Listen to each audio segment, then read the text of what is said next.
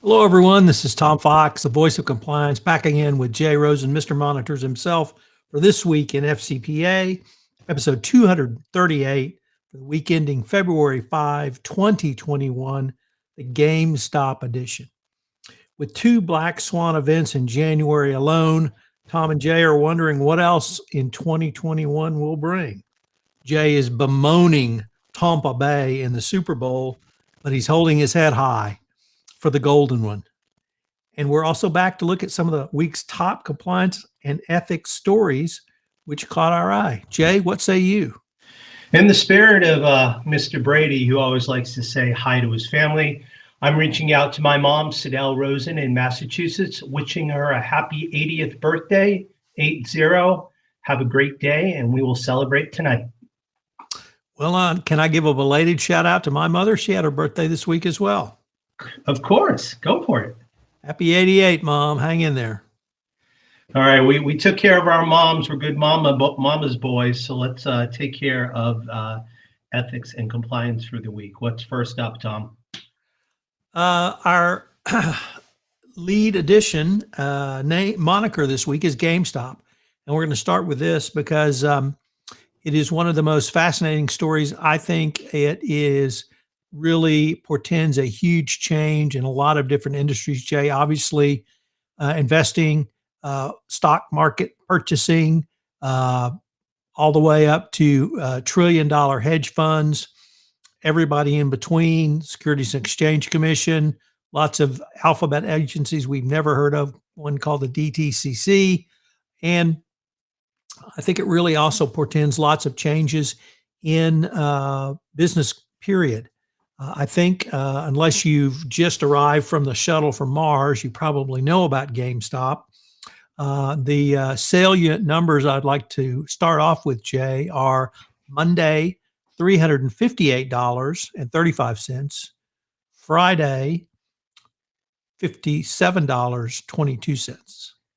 I will let you figure out what those two are, and it's a hint. It's the stock prices at the end of the day. So a little volatility there.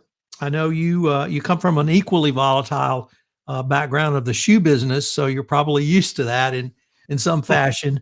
But it's been just a wild ride watching this from afar.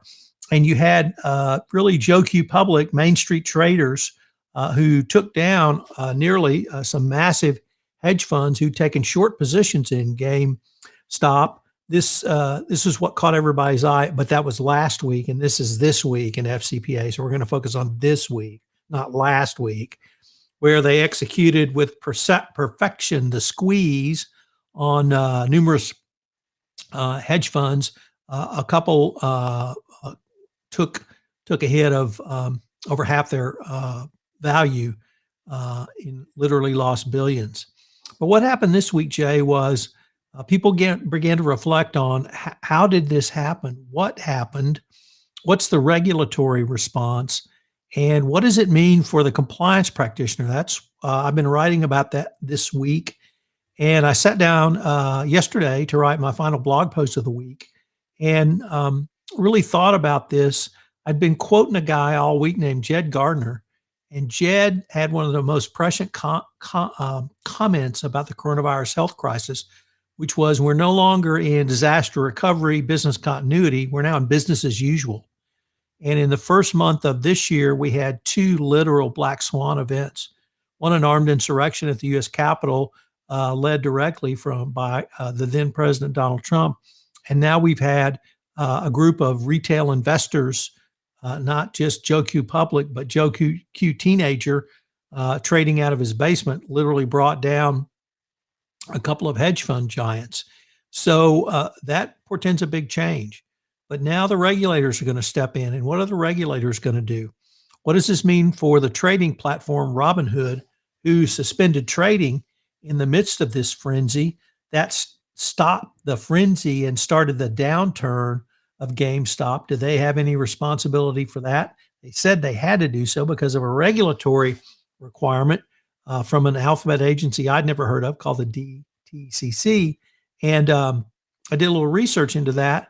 And it's not clear to me whether it was a regulatory agency or really a voluntary association around trading, which provides the cash for the time difference between a put and your between your purchase and your settlement can be up to 48 hours. And they made basically a massive cash call for collateral on Robinhood. They didn't say how or why or how they what was their basis for the decision. Nevertheless, they did. And Robinhood had to suspend, or rather, it did not have to, but it did suspend trading for one day. This week, we learned a few more tidbits. The most interesting was on the regulatory side, that the prime mover and shaker in the social media world of the Reddit subgroup, Wall Street, was a fellow named whose handle was Roaring Kitty, and he was very public about his position. He's had this position for, I think, at least since September. He's on YouTube. He's on Reddit. He's on other social media. He is as visible as you can be. Well, Jay, it turns out he's a licensed securities broker, and he has a day job, or he did. And that day job was with, guess who? Another licensed securities company, Mass Mutual. Well, it's certainly one thing if JQ Public Rosen trades the stock market, even on Robinhood, and Tom Fox. But it's a whole different kettle of worms if you're a licensed a registered broker and you work for a registered brokerage house. There are additional obligations. So what if Mass Mutual had positions in GameStop? Why didn't Mass Mutual know that one of their employees was out there literally for 9 months pounding the drum about buying GameStop? Lots of questions. And what I would pose to the compliance practitioner is, are you ready for this? I called up Jed Garner, who I've been using his quote all week, and I interviewed him. I said, Jed, what do you think about all this? And he said, his first point was, are you quick enough to control the conduct or the output or anything else untowards that happens? And in this day and age, I mean, Matt Kelly talks about social media not being the message, but amplifying the message. So it was a fascinating ride this week. It was a really lot of fun writing about it and researching in an area that I didn't know as much about as I know of as compliance. But I think every company needs to wake up, and you need to know what your employees are saying on social media. This is not Big Brother surveillance, but if you're a registered securities company and your employees who are registered brokers are out there touting, even if it's, and there's absolutely nothing wrong, I don't think, about what he was doing, which is saying this is an undervalued stock that the shorts are after. I think it's a good value. Let's go for it. I think that's what, Kramer does. I think that's what Warren Buffett does, using very, very different language, which is, I've invested in this company. So really a lot to think about. And we may have had a shift in the way securities are bought and traded in this country like we have not really seen in probably 100 years. Really wild stuff, Tom. Second article we got, and we're checking in with the coolest guy in compliance, Matt Kelly, on his Radical Compliance blog. And Matt wants to take a look at enterprise risks, the pandemic, and beyond. The top worries this year among corporate leaders are the pandemic and its economic consequences. So says Protivity's annual report on the top enterprise risks. The top risk for 2021, according to the survey of nearly 1,100 corporate board directors and senior execs, is that pandemic-related policies and regulations might curtail growth. In the second place are the fears that a poor economic conditions might constrain growth. And third are fears that the pandemic-related market conditions may reduce customer demand. Only after those three pandemic-related risks did the survey respondents get to the usual concerns like cybersecurity, regulatory change, struggles to adopt digital technologies, and the ability of older organizations to compete against digital rivals. Comparing this year's list to last year's, the top risk rated 1 year ago was the impact of regulatory change on the operational resilience, products, and services, which dropped to 7th place this year. The top 10 list for 2021 is dominated by operational risk concerns, as current conditions have turned organization operations upside down. Executives are concerned about the safety and relevance of their personnel and the sustainability, security, and reliability of their systems and operating infrastructures. What does this mean in a practical sense for the chief audit executives? Protiviti raises two interesting points in their report. First off, the pandemic's swift arrival and disruption means businesses must be more risk aware, better to detect emerging risks early and then respond to them in a quick manner. That also means that businesses must move even more briskly into digital transformation because that's what allows for better risk detection and agile response. Now, here's an interesting look ahead to anticipated risks in 2030. This year, Protiviti also did a thought experiment asking those same 1,100 corporate titans what they expected the top enterprise risks to be in 2030. First, this means that the survey respondents don't see the pandemic as a long-term problem that will dog the world for years. And second, it means that the business executives around the world continue to worry about the same basic challenges, their organization's ability to respond to megatrends affecting business across the world. The megatrends themselves are generally well known and slow moving: climate change, automotive technology, aging populations, water scarcity, 5G networks, and the like. The more relevant question for audit and risk professionals working at specific organizations is how good you are at detecting specific risks that may arise from these megatrends. For example, we all know that global warming is leading to more instances of extreme weather events. So how good are you at assessing your organization's vulnerability to extreme weather? Likewise, we all know that advances in AI and robotics will decimate manufacturing's workforce, while demand for highly skilled tech employees will continue. Finally, how will you identify specific advances in those fields that might render your products or business models obsolete, and so on and so forth? Those are the issues that your boards and CEOs over the long term will worry about. The pandemic might hog the enterprise risk spotlight now, but as Protiviti's survey reminds us, some things are internal. Back to you, Tom. Next up, we have an article by our colleague Jacqueline Jaeger over at Compliance Week on solar winds. And she really walks us through what you need to do as a compliance professional around solar wind and the breach. But then she focused on the supply chain risk. And this is where the meat of the article I thought was really helpful, because she laid out some steps you should take. It starts with an internal evaluation by taking an inventory of everything on your network, not just physical assets, but software assets. Knowing your environment helps limit your exposure. Next, conduct a third-party evaluation. Do you know what third parties you have? Not all third parties are equal from a risk management perspective, so you need to assess what's the most confidential, what's the most critical. Are there any crown jewels within your third-party supply chain? Next, conduct an inherent risk assessment, which means asking some very general questions of third parties where you're trying to garner as much information as you can to find out what those risks may be to your company. Next, perform due diligence from a network security and data privacy standpoint. You should ensure that your company is not only compliant with relevant data privacy laws, but you have an information security policy in place.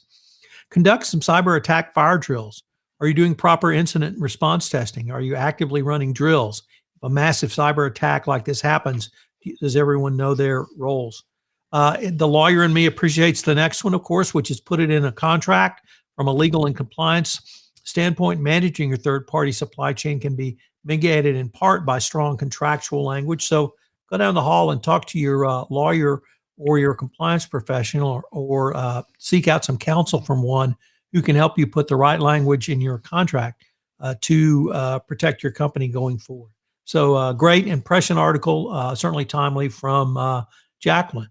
Jay, back to you. Thanks, Tom. Next up, we have the first of two from CCI, Corporate Compliance Insights, checking in with a good friend of the podcast, Jim Deloach, who says, is your risk culture aligned with realities of the digital age? The ground rules for risk and reward are well known. These rules hold that one must take risks to grow And the more risk one takes, the higher the potential return. But in the digital age, these time-honored tenets must reflect more prominently the risks of inaction and organizational resistance to change.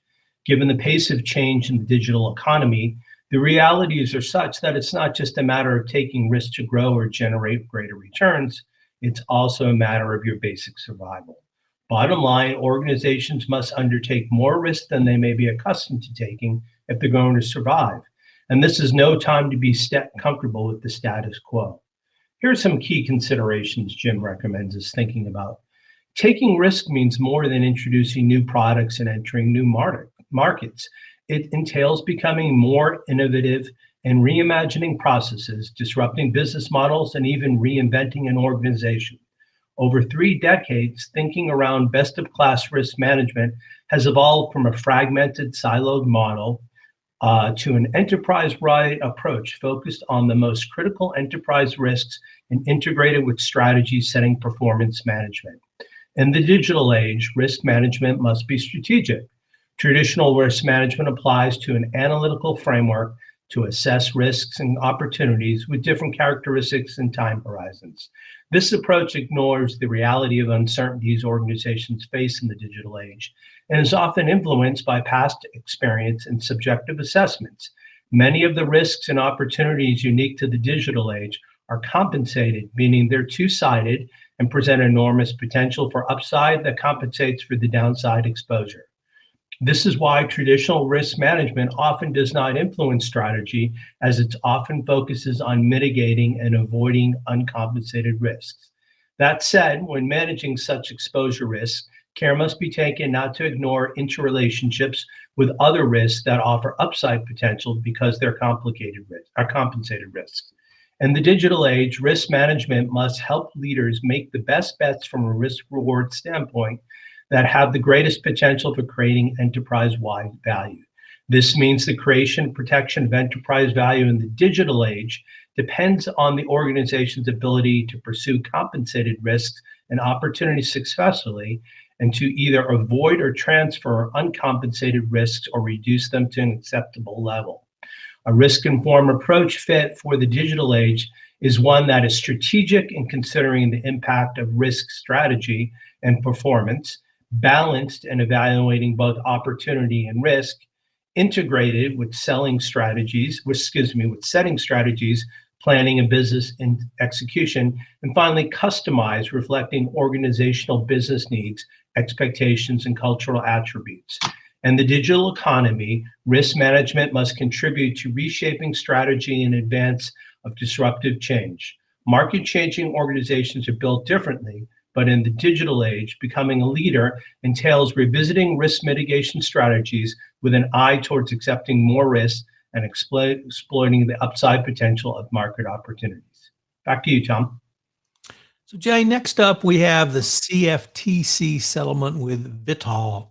This is a case that we've talked about in an earlier episode, but this week some lawyers from Davis Polk, I believe, Gibson, Dunn and Crutcher, posted in the New York University's Compliance and Enforcement blog a lengthy article on it, and I thought it was very good. I won't recite the facts because I think those are known to most of our listeners, but they talked about the impact of the settlement.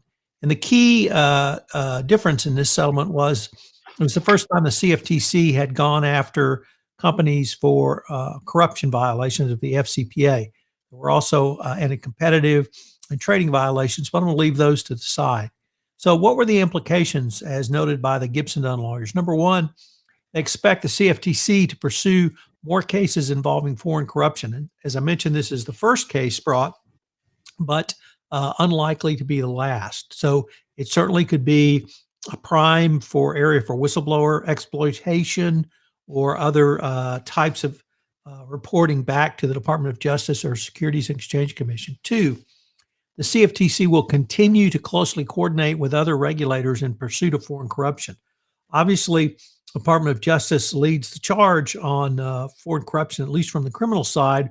The SEC is very closely involved as well, but now we're seeing other agencies. We saw the OCC, we saw the Fed, we saw the New York State Department of Financial Services, We've seen the Department of Treasury involved, now the CFTC. So we're going to see a lot more of the agencies, I think, involved. Next, they expect that foreign corruption allegations involving commodities-related business will continue to be investigated and pursued by multiple agencies, both in the U.S. and internationally. But each agency will approach it from their unique regulatory perspective. So, frankly, you're going to get whipsawed by a lot of different agencies. You're going to have to respond and negotiate with a lot of different agencies. The one pie fines concept may be in place, but it doesn't mean you're not in for some difficult negotiations going forward. And then finally, the last one, and near and dear to my heart, and I'll explain why in a minute, is that energy firms in particular should be aware of this development. I think it was about 8 years ago when I was representing an energy company. I asked the compliance person I was reporting to, have you looked at your counterparties from your oil traders? And this company was not one of the big boys, so it was a kind of a second tier firm, and they had not done so. And I said, well, every one of those trades is with a national oil company. They're either buying, they're selling, you're shipping to them, they're somehow involved, because it's usually their oil. It's not American oil. And any touch point is a foreign government touch point, and any touch point is a potential FCPA violation. And I wondered why no one was looking at that, but no one was.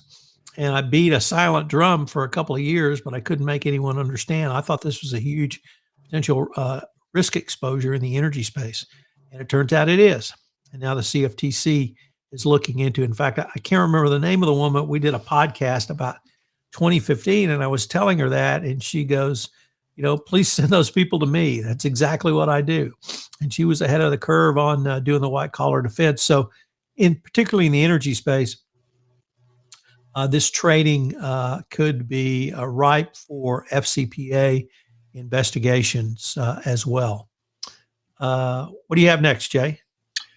As promised, we have a second story coming to us from CCI, Corporate Compliance Insights. This comes to us from Fornegro's Rachel Woolley, and she's going to take a look at the top regulatory trends to watch in 2021. First up, she says we should look at an increase in reforms across the globe. Many countries and regions across the globe are in the process of introducing AML reform in an effort to enhance the industry's response to financial crime. Over the next few years, we can expect to see sweeping changes in the Americas, Europe, and the APAC region. Filed as an amendment to the National Defense Authorization Act, the Anti-Money Laundering Act, AMLA, of 2020 seeks to address issues relating to the use of anonymous companies by improving corporate transparency. In the EU, 6 AML directives have been adopted over the last 30 years, with further reform proposals under consideration. The EU also conducted a public consultation on the digital finance strategy, as well as industry surveys on RegTech environment. Second, the impact of Brexit. Much like Norway, Sweden, Iceland, and Liechtenstein, the UK is no longer subject to EU directives or regulations post-Brexit. However, it is likely that the UK will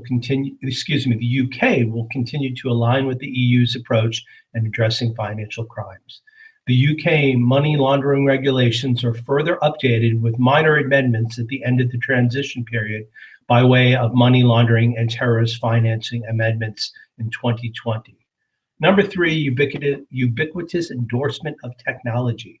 Although financial regulators have acknowledged the use of technology for some time, the pandemic has resulted in an increased focus on digital operational resilience and continuity in the provision of financial services.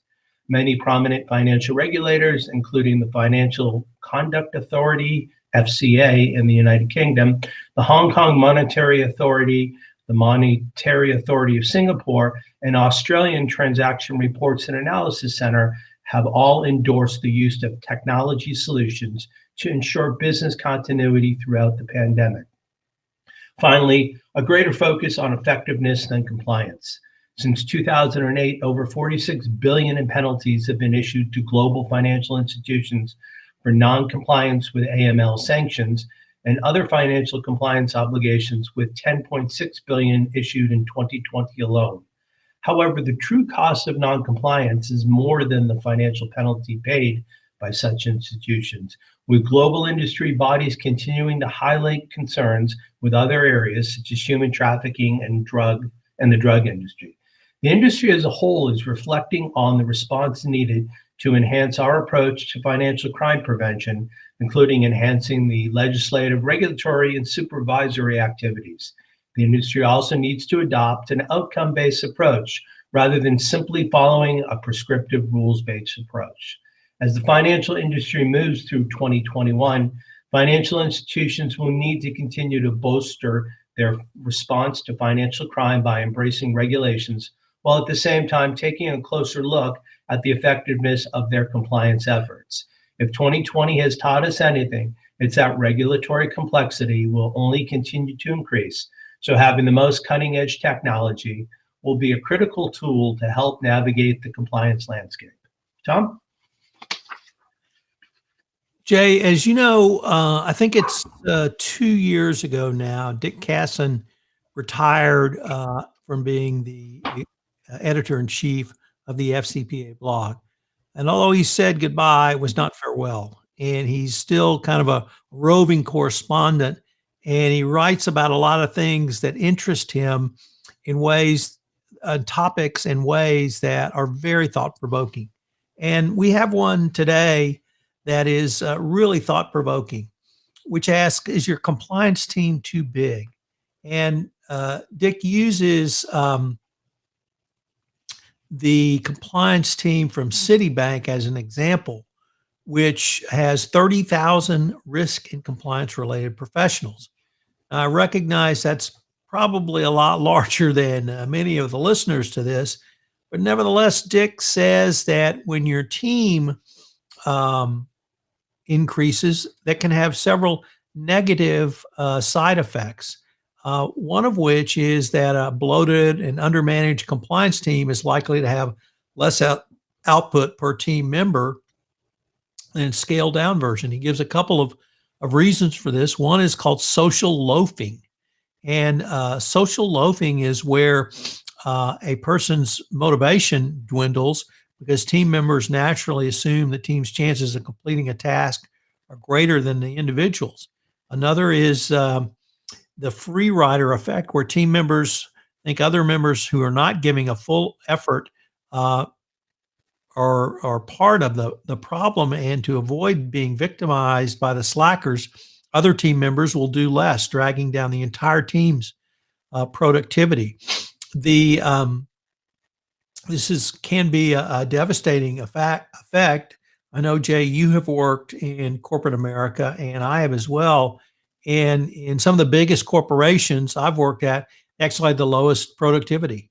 And part of that was that the productivity was sort of informally set, whether that be go home at 5, whether that be you didn't bust your hump for anything unless, senior management called, whether that there was just a cadence of the way things got done.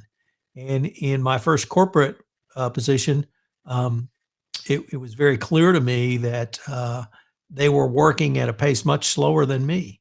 And so they didn't want to pick the pace up to where I was. They basically said, you need to slow down. You're embarrassing us. And so when you have that kind of mentality, government work, as we'd say in the South, you don't get high productivity. So a very thought-provoking article. I'm not sure that you and I can compare a 30,000 man and woman compliance department, but there may be other areas that Dick has explored that we should explore, or at least talk to some companies about going forward. It's a big number, 30,000, so kind of hard to get your mind around that. We got a second one coming to us from the FCPA blog. This is from Richard B. Strong, and it's called "Let's Turn Our Workplace Morale Crisis into a Breakthrough for Compliance." New research from the Society for Human Resource Engagement reported, unsurprisingly, that 41% of U.S. employees feel burnt out from work, while another 23% report feeling depressed. To the list of crises we're facing as 2021 kicks off, let's add workplace morale. And as a recent post on the FCPA blog suggested, the only real antidote to a workplace morale crisis is an injection of energy and resilience. Yet how do you do that in today's virtual and hybrid world remains a challenge. There are no simple solutions. One thought might be to establish a continuous feedback loop, but with personnel already stressed and strained in virtual sessions, is it even possible to establish a continual feedback loop by keeping people out of the digital dragon's teeth? This theory was communicated by Nick Morgan. Mr. Morgan, a prolific writer and author of Can You Hear Me? How to Connect with People in the Virtual World, has warned that in our virtual environment, we can't keep it up or decide the relative importance of all the stuff coming at us. To overcome an individual limitation, Mr. Morgan recommends inviting regular group input. If we want to make sure compliance initiatives are aligned with real-time risks, then we need a continual feedback loop from those who are in the field. A year ago, no one was writing about corruption risk associated with being declared an essential business. Yet now that's a persistent problem in many parts of the world, which can be best addressed if we know the many ways it presents itself. The positive news is that the flow of information is no longer dependent on who might be in proximity to the HQ or to a sales office. Our virtual environment flattens out access to information and critical skills, meaning feedback isn't limited to a knock on the door. The new environment has created opportunities for global feedback that were unimaginable only a decade ago. This feedback flows from what's been called a mini pulse. It beats through an organization and indicates with little delay whether an organization's vital signs are healthy or impaired. Richard suggests that you take a mini pulse wherever possible. For example, during your next training session, how about taking a compliance coffee with your attendees? Ask them for input, solicit ideas and advice. Are you doubling down on scheduled training that isn't mission critical now, like travel and entertainment, while employees may need additional support in how to respond to virtual requests from public officials and channel partners?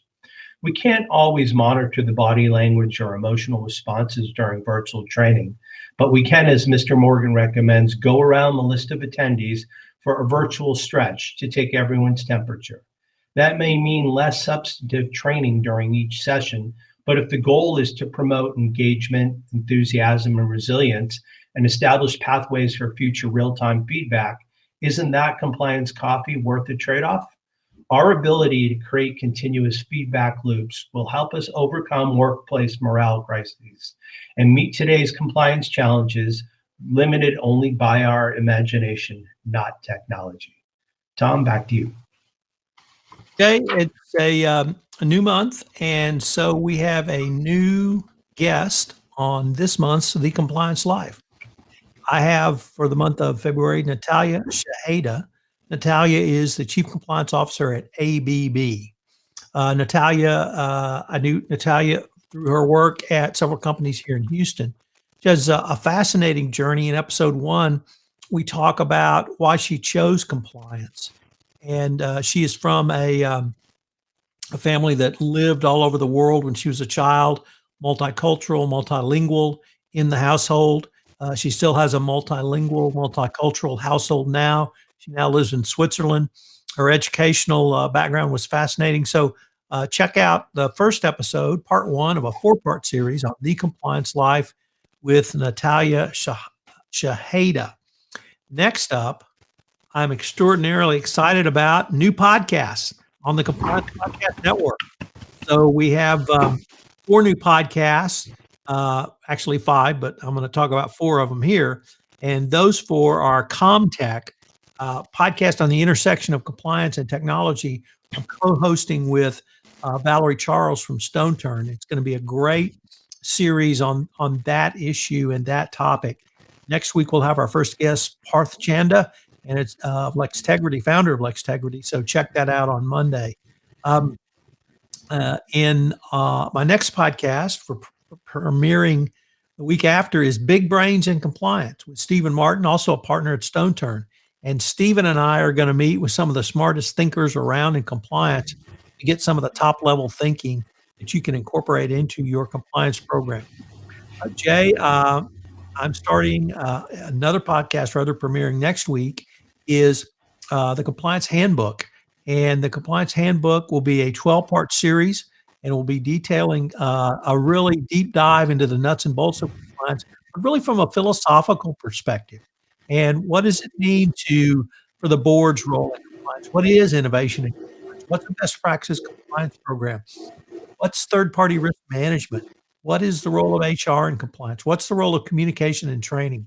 It's going to be a really interesting podcast series, and I know our listeners will enjoy it. And Jay, I'm going to ask you to talk about a new AMI podcast out called Integrity Through Compliance, which will also be compliance podcast. Thanks, Tom. So our new podcast, our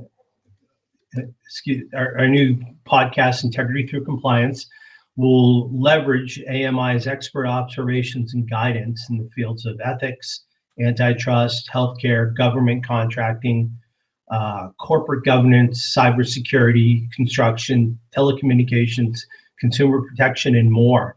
In this first episode, AMI's founder, Vin DiCiani, will visit with Jerry Coyne, and they will talk about the future of telehealth and home telehealth during a pandemic.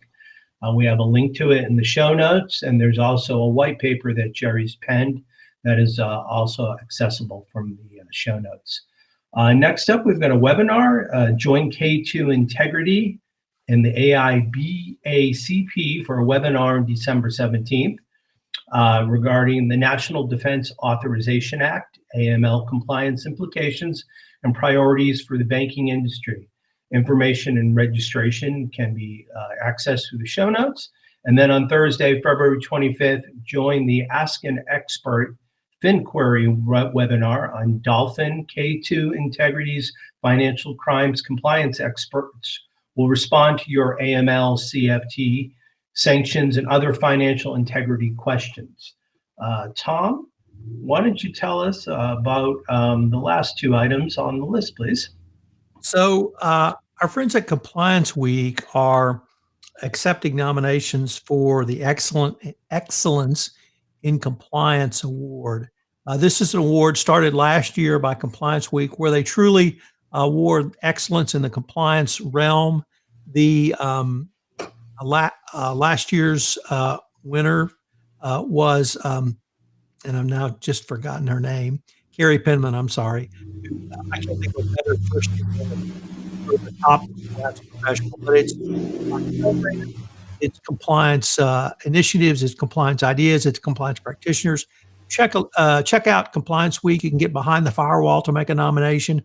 It really honors the best of the best in our profession, and it's certainly an award that I think is well thought of in our profession already. It's certainly well deserved by the people who are nominated and win it. And then our good friend and everything compliance cohort and compadre, Jonathan Marks, is leading a Baker Tilly first annual Fraud and Compliance Summit, February 23rd to February 25. The virtual summit, of course. Jay, I'm pretty sure you have some involvement in this and may even be part of your recovery program, as I understand it, from your screenwriting days. But Mary Shirley and I did a presentation, and we will be available. It'll be a Zoom event, so we'll be available live for questions. And it's really unique. It's all things Jonathan Marks. It's kind of a one of a kind, but I'm really excited about it. He's got some great presentations. And why don't you just maybe give us a little bit of a teaser of your role in this, Jay? Well, Jonathan asked me to put together some thoughts on what I thought were the top stories and trends from 2020. And luckily, I had the past 52 weeks to bone up on what happened in the previous year. So if you tune in on the 23rd on the opening day, you'll see my brief remarks. And, I think this is kind of like a Field of Dreams thing for Jonathan. If you build it, they will come. He's got a great blog that he publishes, and this is just another instance of Jonathan being passionate about anti-fraud and building those control systems. So we really look forward to this. If you would like to get in touch with Tom, who is the compliance evangelist and the voice of compliance, you can reach him at tfox@tfoxlaw.com. And myself, Mr. Monitor, Jay Rosen, can be reached at jrosen@affiliatedmonitors.com. So